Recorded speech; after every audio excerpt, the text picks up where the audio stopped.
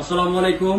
আগামীকাল সকাল 8টার ফ্লাইটে উন্নত চিকিৎসার জন্য সিঙ্গাপুরের উদ্দেশ্যে গণ অধিকার পরিষদের সভাপতি জনাব নুরুল হক নূর ঢাকা ছেড়ে যাবেন।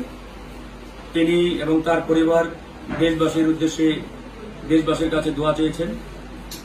সেই লক্ষ্যেই মূলত আমরা ইনশাআল্লাহ প্রস্তুতি নিচ্ছি। তাকে আগামীকাল সকালে বিদায় জানাবো চিকিৎসার উদ্দেশ্যে, তিনি যেহেতু সিঙ্গাপুরে যাচ্ছেন। অনেকে এটা নিয়ে অনেক কথা বলেন।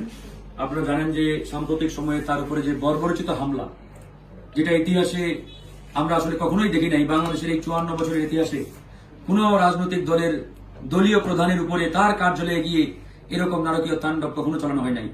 এমনকি সামরিক শাসনের আমলেও ভিন্ন মত কিংবা কোন রাজনৈতিক দলের প্রধানের উপরে এরকম আক্রমণ কিংবা হামলা কখনোই হয় নাই, যেটা এবার হয়েছে।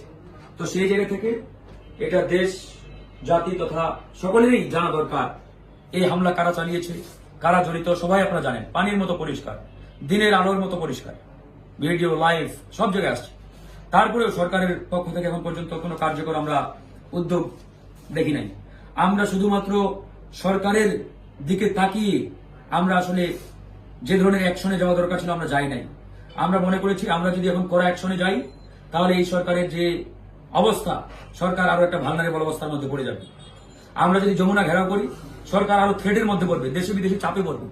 আমরা সরকারকে কোনো চাপে না ফেলার জন্যই আমরা আসলে সে ধরনের কঠিন কর্মসূচির দিকে যাই নাই। সরকার যদি এটাকে আমাদের দুর্বলতা মনে করে তাহলে সরকার মারাত্মক ভুল করবে। সরকার একটি কমিশন করে দিয়েছে, সময় দিয়েছে 30 কার্য দিবস। আমি জানি না এখন পর্যন্ত তাদের অগ্রগতি কতটুকু। আমরা এই অগ্রগতি দেখতে চাই, কার্যকর পদক্ষেপ দেখতে চাই। সরকার যদি কার্যকর পদক্ষেপ নিতে ব্যর্থ হয় তাহলে কিন্তু আমাদের আসলে সেদিকেই যেতে আমরা বাধ্য হব।